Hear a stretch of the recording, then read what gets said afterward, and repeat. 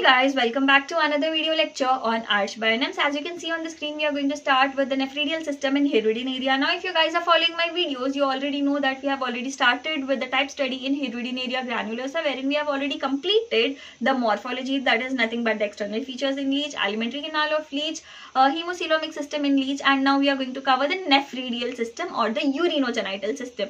तो आपको यहाँ पर स्क्रीन पे सिर्फ एक ही क्वेश्चन दिख रहा है, that is describe nephridial system in Hirudinaria. And मैं आपको हर वीडियो में ये बताती हूँ कि ये क्वेश्चन के डिफरेंट फॉर्म्स आ सकते हैं. आपको जैसे आपको पूछा जा सकता है कि नेफ्रिडियल सिस्टम की जगह आपको दे दिया जा सकता है यूरिनोजेनाइटल सिस्टम, हिरुडिन एरिया की जगह आपको दे दिया जा सकता है लीच. तो यहाँ पर ना आपको कंफ्यूज होना नहीं है, मैं अक्सर ये हर वीडियो में बताती हूँ. क्वेश्चन के फॉर्म्स होते हैं डिफरेंट बट आंसर होता है एक ही. तो जी स्टार्ट करेंगे. आई होप हर वीडियो में मैं आपको बताती हूँ तो अब तक आपको क्लियर हो चुका है. तो अभी वीडियो को स्टार्ट करते हैं. तो अब ये जो नेफ्रिडियल सिस्टम है लीच का, that is nothing but the excretory system और द यूरिनोजेनाइटल सिस्टम. उसके total it consist of 17 pairs of nephridia. Now if you guys remember, जब हम मॉर्फोलॉजी डिस्कस कर रहे थे, जब हमने कहा था कि लीच के पास 17 पेयर्स ऑफ नेफ्रिडियोपोर्स है. Now what are nephridiopores? They are external openings through which the waste comes out. ठीक है, तो नेफ्रिडिया से कनेक्टेड ही नेफ्रिडियोपोर होता है, that is nothing but the external opening. तो 17 पेयर्स ऑफ नेफ्रिडिया है, इसीलिए 17 पेयर्स ऑफ नेफ्रिडियोपोर है उनके पास. ये बात तो क्लियर है. उस वीडियो में हमने कहा था 17 पेयर्स रह जाएंगे नेफ्रिडियोपोर के, starting from the 6th segment till the 22nd segment. ठीक है, 6th सेगमेंट से लेकर 22nd सेगमेंट में नेफ्रिडियोपोर प्रेजेंट होते हैं. अब ये जो नेफ्रिडिया के बारे में बात करेंगे. अब ये जो नेफ्रिडिया है इसके 2 टाइप्स है. There are 2 types of nephridia in leech. Number 1 is testicular nephridia. Number 2 is pre-testicular nephridia. अब एक testicular nephridia है, एक pre-testicular nephridia है. जो भी nephridia 6th segment से लेकर 11th segment में present होता है, उन्हें हम कह देंगे pre-testicular nephridia. And the remaining nephridia जो 12th segment से लेकर 22nd segment पे रहेगा, दे आर कंसिडर्ड और या फिर they are called as testicular nephridia. ये बात क्लियर है. अब पहले अपन बात करेंगे टेस्टिकुलर नेफ्रिडिया के बारे में. नाउ दिस टेस्टिकुलर नेफ्रिडिया, उसका शेप है horseshoe, is of horseshoe shape. अब मेनली उसके 6 पार्ट्स रहेंगे. तो testicular nephridia has total of 6 parts. अब वो 6 पार्ट्स पहले अपन डिस्कस करेंगे. Now the first part is the main lobe. The main lobe is the main part that forms the horseshoe of the testicular nephridia. It has 2 unequal limbs, one long and one short. The longer limb is anterior in position. ये anterior position में रहेगा. The short one will be posterior in position. ठीक है. अब इसके जो cells है, the cells of the main lobe are considered to be the largest in the nephridium and they are polyhedral in shape. अभी main lobe के एक एक पार्ट जब हम पढ़ेंगे साइमल्टेनियसली इसका डायग्राम भी देखते चलेंगे ताकि कोई कंफ्यूजन ना हो. So this is the diagram. यहाँ पर आपको लेबलिंग्स क्लियर नहीं दिखेंगे but you follow the pointer here. Now this is considered to be the main lobe. ये वाला जो हॉर्स शू शेप का टर्न ले रहा है, that is considered to be the main lobe. Now this part is considered to be the anterior of the main lobe and ये हो गया posterior part of the main lobe. This is the main lobe. ठीक है. अभी हमने discuss किया था anterior वाला थोड़ा लंबा रहेगा, आपको दिख रहा है डायग्राम में, एंड पोस्टीरियर वाला थोड़ा छोटा है. ठीक है. अब यहाँ पर ये जो सर्कल में इमेज आपको दिख रहा है, that is nothing but the zoomed in image of this main lobe. अगर आप यहाँ देखें तो आपको मेनली मेन लोब के सेल्स नजर आ जाएंगे. So yeah that was it about the main lobe. Now next we are going to talk about the second part and that is the apical lobe. Now apical lobe देखो, the posterior limb of the main lobe forms a stout lobe which is called as the apical lobe. ठीक है. ये कहाँ से आ रहा है? apical lobe that is coming from the posterior limb of the main lobe. It lies anterior posterior in position beneath the gut. कहाँ पर आपको दिख जाएगा? That is it lies anterior posterior in position, that is found beneath the gut. Now the cells of the apical lobe are traversed by the intracellular canal. मतलब इनके sales में आपको intracellular canals दिख जाएंगे. Now अभी diagram पे चलते हैं. अभी ये जो आपको दिख रहा है, now this is considered to be the apical lobe. This part is considered to be the apical lobe. Let me label it. This is the apical lobe. और ये जो इमेज आपको सर्कल में दिख रहा है that is the zoomed in image of this apical lobe. और यहाँ पर अगर आप देखोगे आपको यहाँ पर सेल्स दिखेंगे. यहाँ सेल्स के बीच में आपको ये जो कैनाल्स नजर आ रहे हैं they are nothing but the intracellular canals. तो यहाँ किसमें है? एपिकल लोब में इंट्रासेल्यूलर कैनाल्स प्रेजेंट है. एपिकल लोब कहाँ से राइज हो रहा है? From the posterior limb of the main lobe and उसके सेल्स के बीच में इंट्रासेल्यूलर कैनाल्स प्रेजेंट है. This is present anterior posterior in position beneath the gut. This was all about the apical lobe. Now next we'll talk about the initial lobe. अब ये जो initial lobe है, this is also called as the testicular lobe. Initial lobe is also called as testicular lobe. This lobe is long, slender, cord-like structure. It twines around the apical lobe. It twines मतलब अगर ये apical lobe है, apical lobe के ऐसा around रहेगा, twine करके रहेगा, ठीक है? Twines around the apical lobe. First पहले देख लेंगे पूरा, then we'll simultaneously check out the diagram. The anterior part of the initial lobe ends in the testis sac. Anterior parts ends in the testis sac. The cells are in single row and are elongated hollow cells. And these cells also have intracellular canals. अब यहाँ आप drawing में देखेंगे, चलो image में यहाँ पर अगर आप देखोगे, now this part is the testis sac, ठीक है? This complete circle is considered to be the testis sac, ठीक है?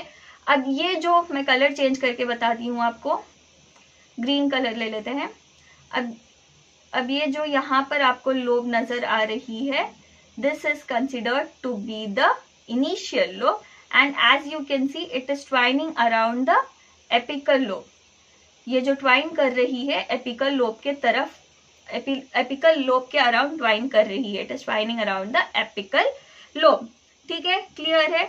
अब यहाँ पर ये जो सर्कल में आपको नजर आ रहा है that is the zoomed in image of the apical lobe. अब ये जो इनिशियल लोब, अब इनिशियल लोब के ये सेल्स है और यहाँ पर जो बीच में आपको स्पेस नजर आ रही है that is nothing but the intracellular space. Cellular space, right जी? क्लियर है?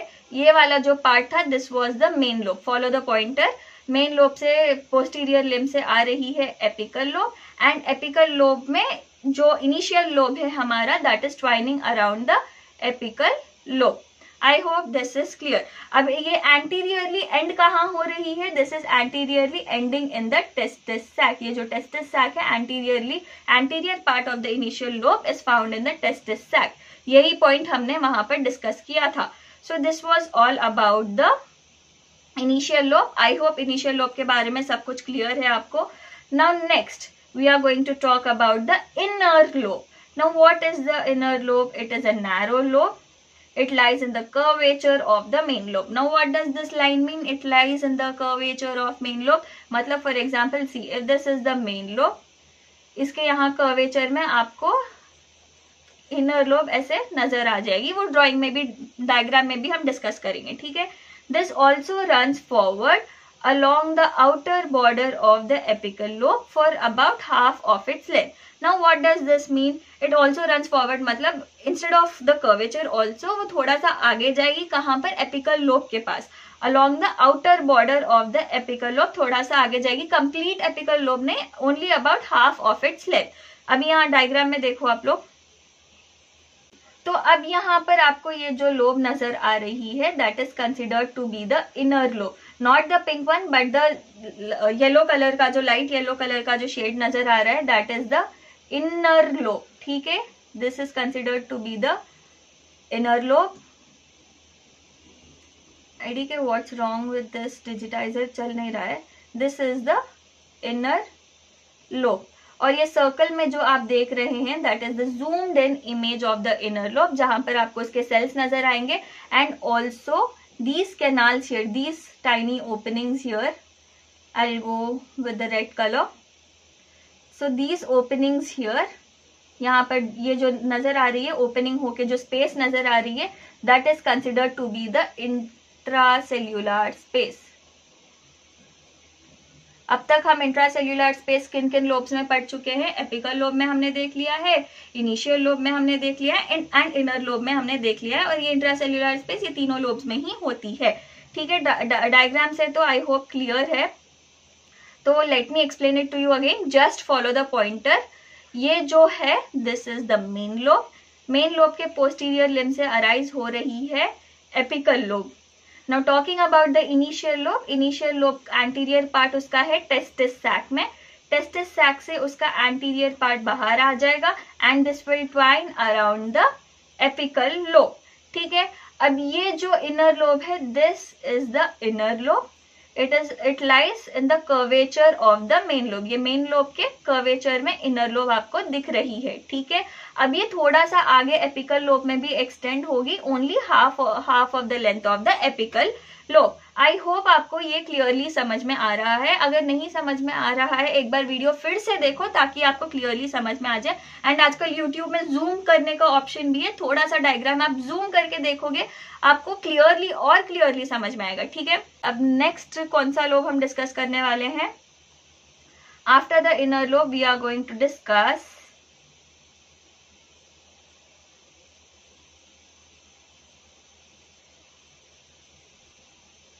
the vesicle duct and the vesicle. We are going to discuss the vesicle duct and the vesicle. Now they arise from the anterior end of the main lobe. The vesicle duct arises from the anterior end of the main lobe. Vesicle is something else and vesicle duct अलग रहेगा। Vesicle duct जो रहेगा that will arise from the anterior end of the main lobe. Then it passes and it joins the large thin oval bag which is called as the vesicle. Vesicle को हम bladder भी कह सकते हैं। ठीक है, vesicle is also called as the bladder.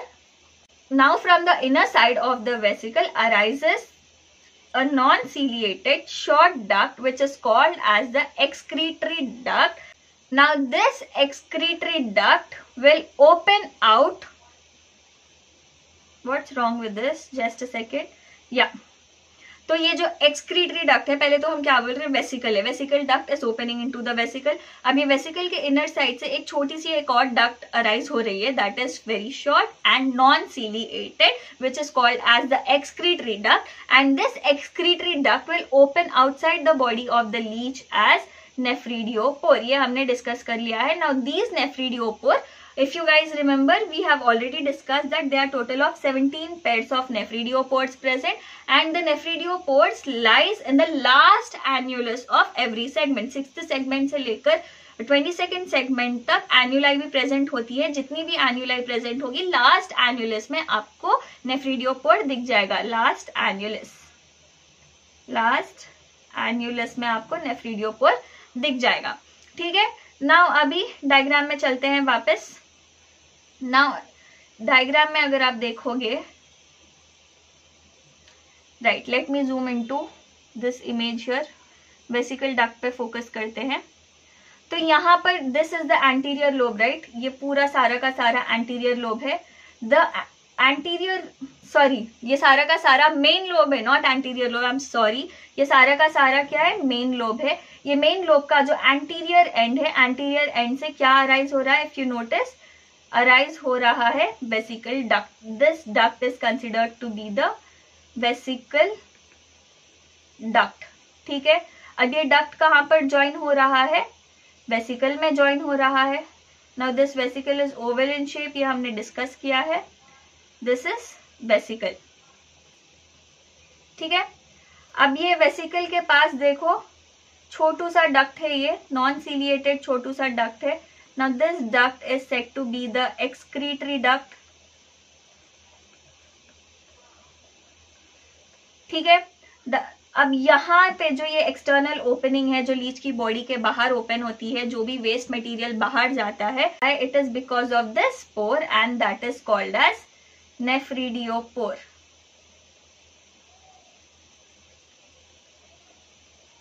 Okay जी, यहाँ तक क्लियर है। यहाँ के लेबलिंग शायद से आपको क्लियरली नहीं दिखे हैं, इसीलिए मैंने दोबारा लिख दिया है उसके ऊपर। आई होप आपको ये चीज समझ में आई है। वेसिकल डक्ट कहाँ पर है, वेसिकल डक्ट वेसिकल में कैसे ओपन हो रहा है, वेसिकल से जुड़ी हुई एक्सक्रीटरी डक्ट, एक्सक्रीटरी डक्ट से बाहर जा रही पोर दैट इज द नेफ्रीडियोपोर। तो आई होप यहाँ तक आपको क्लियर है। अगर फिर भी नहीं समझ में आ रहा है, वॉच द वीडियो अगेन और साथ ही साथ नोट्स बनाते जाओ अपने। अगर नहीं समझ में आ रहा है, वीडियो दोबारा नहीं देखना है, तो आप आपकी नोट्स अगर दोबारा रेफर कर लोगे तो आपको क्लियरली समझ में आ जाएगा, ठीक है। Now the last part of it is the ciliated organ. Ciliated organ के बारे में हमने पिछले वीडियोस में भी डिस्कस किया था। हीमोसिलोमिक सिस्टम डिस्कस कर रहे हैं जब हमने सीलिएटेड ऑर्गन के बारे में डिस्कस किया था। Now the ciliated organ is enclosed in perinephrostomial ampullae. Now what is perinephrostomial ampullae? हमने हीमोसिलोमिक सिस्टम डिस्कस करते जब डिस्कस किया था कि हीमोसिलोमिक सिस्टम में जो भी एक ब्रांच है, वो ब्रांच है जो है that will get dilated and encloses a ciliated organ. थोड़ा सा डायलेशन शो करेगी एंड इट विल एनक्लोज थोड़ा सा डायलेशन शो करेगी, that is called as perinephrostomial ampullae. That dilation, that space is called as perinephrostomial ampullae and this perinephrostomial ampullae will enclose the ciliated organ. उसके अंदर आपको दिख जाएगा ciliated organ. अब ciliated organ किस में हेल्प करता है? This will produce coelomic corpuscle, ठीक है। अब ये सीलिएटेड ऑर्गन के मेनली दो पार्ट्स होते हैं। पहला जो पार्ट है that is the central reservoir and दूसरा जो पार्ट है that is the ciliated funnel. अब सेंट्रल रिजर्वॉयर की अपन अगर बात करें तो it is a spongy structure, ठीक है, स्पॉन्जी स्ट्रक्चर है। उसका जो आउटर वॉल है उसके पास रहेंगे single layer of cells, whereas the central mass is made up of connective tissue. Now talking about the ciliated funnel, ciliated funnel is present around the CR stands for central reservoir, confuse नहीं होना, it is present around the central reservoir. ये इसका shape है earlobe shape का ये रहेगा and इसके पास सीलिया present रहेगी। आउटवर्ड डायरेक्शन में सीलिया प्रेजेंट रहेगी on the inner margin and on the outer margin. I hope यहाँ तक क्लियर है सब कुछ। This was all about the ciliated organ. एक और बात अगर मैं कहूँ सीलिएटेड ऑर्गन के बारे में, तो एम्ब्रियो में सीलिएटेड ऑर्गन नेफ्रीडिया से कनेक्टेड था, वेराज अडल्ट में ऐसा कुछ उनका कनेक्शन नहीं था। In fact ciliated organ coelomic corpuscle में प्रोड्यूस करने में हेल्प कर रहे थे, इसलिए वो हीमोसिलोमिक सिस्टम का पार्ट भी कहलाते हैं। तो यहाँ पर अगर आप ड्राइंग में अगर मैं आपको बताऊं ये सीलिएटेड ऑर्गन कहाँ पर है, थोड़ा सा ऊपर जाना पड़ेगा, टेस्टिस सैक में थोड़ा सा जूम करेंगे, ठीक है। यहाँ पर आपको ये वाला जो ब्रांच दिख रहा है that is a haemocoelomic branch, nephridial branch है वो। अब यहाँ पे वो आगे जाके ऐसे कुछ डायलेट हो रहा है एंड दैट स्पेस, वो डायलेशन में जो भी स्पेस आ रही है दैट इज कॉल्ड एज, यहाँ पर लेबलिंग है, that is called as perinephrostomial ampullae. Let me label it for you. What's wrong with the digitizer? Just a second guys, मेरा digitizer सता रहा है। Right. Now this is called as, यहाँ पर आपको लेबलिंग दिख रही होगी, this is perinephrostomial ampullae and perinephrostomial ampullae में ये जो ऑर्गन आपको नजर आ रहा है, this organ is called as the ciliated organ. So that was all about ciliated organ as well. तो वो लास्ट पार्ट था हमारे टेस्टिकुलर, हमारे नहीं लीच के टेस्टिकुलर नेफ्रीडिया का लास्ट पार्ट था। तो टोटल 6 पार्ट्स हम डिस्कस कर चुके हैं, राइट। तो 6 पार्ट्स हम यहाँ पर डिस्कस कर चुके हैं। Next we are going to talk about the pre testicular nephridia. This resembles testicular nephridia. This is categorized by the absence of perinephrostomial ampullae, ciliated organ, testis sacs. तो ये ना this will completely resemble the testicular nephridia, but इसके पास क्या क्या absent रहेंगे? perinephrostomial ampullae absent है, ciliated organ absent है and testis sac absent है। अब इसका जो इनिशियल लोब है, हमने इनिशियल लोब डिस्कस करते जब क्या कहा था, इनिशियल लोब का जो anterior end, I am talking about the testicular ampulla, initial lobe का जो एंटीरियर एंड है that will end in the testis sac, ठीक है। अब यहाँ पर प्री टेस्टिकुलर नेफ्रीडिया का जो इनिशियल लोब है that will not end in testicular sac, instead that will end in a connective tissue, इसीलिए इन्हें प्री टेस्टिकुलर नेफ्रीडिया भी कहा जाता है, ठीक है। प्री टेस्टिकुलर नेफ्रीडिया के बारे में बस इतना ही। नेक्स्ट देखो, now talking about the central canal of nephridium. अब ये जो हमने इंट्रासेल्यूलर स्पेसेस करके, इंट्रासेल्यूलर कैनाल्स करके हमने डिस्कस किया था, किसमें इनिशियल लोब में, एपिकल लोब में and in the inner lobe. Right. ये 3 लोब्स में हमने कहा इंट्रा सेल्यूलर केनाल से, ड्राइंग्स में भी हमने देखा, सॉरी डायग्राम में भी हमने देखा। तो इंट्रा सेल्यूलर केनाल्स जो भी ये 3 चीजों के 3 लोब्स के जो भी केनाल्स है, they will open into a canal which is called as the central canal. ठीक है। Now this central canal originates from the anterior part of the apical lobe. This central canal will originate from the anterior part of the apical lobe, and this will pass through different lobes and later join the vesical duct. फिर vesical duct को join करेगा, vesical duct से वहां से क्या होगा, vesical duct will again join the vesicles, vesical से क्या होगा, एक्सक्रीटरी डक्ट बाहर आएगा, then excretory duct is connected to the nephridiopore, जिसकी वजह से वेस्ट मटेरियल पूरा बाहर चले जाएगा। So that is the purpose of the central canal और नेफ्रीडियम। ये इतना ही था। Now talking about the physiology of excretion. अब नेफ्रीडिया जो है वो एक्सक्रीशन में भी हेल्प करता है लीच को, ऑस्मो रेगुलेशन में भी हेल्प करता है। एक्सक्रीशन तो हमें पता है, ऑस्मो रेगुलेशन क्या है, वाटर बैलेंस करने में, बॉडी में वाटर बैलेंस करने में वो हेल्प करता है। ठीक है। अब ये जो लीच है उनमें मेनली नाइट्रोजनस वेस्ट क्या है, that is ammonia. Apart from ammonia they also excrete little amount of urea as well. ठीक है। तो मेनली इसका एक्सक्रीटरी प्रोडक्ट अमोनिया है, that's why we call leech as an ammonotelic organism, right. अगर urea रहता तो यूरियोटेलिक कहते थे, अगर यूरिक एसिड रहता तो यूरिकोटेलिक कहते थे। ठीक है। अब क्योंकि इसका मेन एक्सक्रीटरी प्रोडक्ट अमोनिया है, we call it as ammonotelic organism. अब जो ये है इसका नेफ्रीडिया या फिर एक्सक्रीटरी सिस्टम है, it is richly supplied with the hemocoelomic channels, and जो gland cells होते हैं इनके पास, these gland cells will help to separate waste from the hemocoelomic fluid. HCF stands for hemocoelomic fluid. अब जो भी excretory fluid बनता है वो वेसिकल या फिर ब्लैडर में जाता है, वो तो होना ही है बिकॉज वहीं से एक्सक्रीट होगा बाहर। वेसिकल या ब्लैडर में जाता है, वहां से excretory duct, vesicle will generate, excretory duct से बाहर चले जाएगा वो नेफ्रिडियोपोर के थ्रू। ठीक है। अब ऑस्मो रेगुलेटरी फंक्शन अगर उसका देखें हम नेफ्रीडिया का, वो तो था एक्सक्रीशन के बारे में, अब ऑस्मो रेगुलेशन के बारे में देखेंगे। Now this nephridia will help to maintain water balance in the body. अब जो ऑस्मोटिक प्रेशर होता है लीच के बॉडी का, अब लीच की बॉडी में जो भी बॉडी फ्लूइड का ऑस्मोटिक प्रेशर रहेगा वो बाहर के एनवायरमेंट से ज्यादा रहेगा। तो बाहर देखो, यहाँ पर ये पॉइंट देखो, osmotic pressure of the body fluid of leech is more than the surrounding water. तो इसकी वजह से क्या होगा, जो बाहर का पानी है वो कंटिन्यूअसली लीच के बॉडी में आते जाएगा। So the water enters the body of the leech continuously. The nephridia, however, will remove the excess water. Excess water nephridia निकालने में हेल्प कर देगा। एंड एक और इनके पास स्पेशल मैकेनिज्म होता है जहां पर जो इनका एपिडर्मिस रहेगा that will take in sodium and chloride ions to compensate with those lost in the metabolism. अब इससे क्या हेल्प हो रही है भाई, सोडियम और क्लोरीन जो भी उन्हें ले रहा अंदर उसकी बॉडी में, to compensate whatever that is lost because of the metabolism.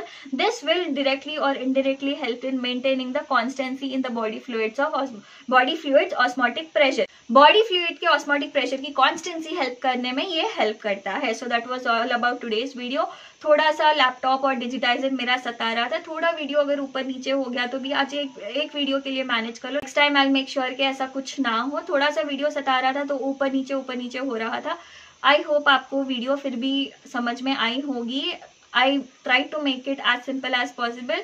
अगर आपको वीडियो समझ में आई please give it a like, do share it with your friends and don't forget to subscribe to my channel. And if you have any doubts तो आप मुझे मेरे Instagram handle पर डीएम कर सकते हैं, दैट इज @arsh_bionims। यहाँ पर आप मुझे डीएम कर सकते हैं। So yeah guys, all the best for your exam. Take care, bye bye.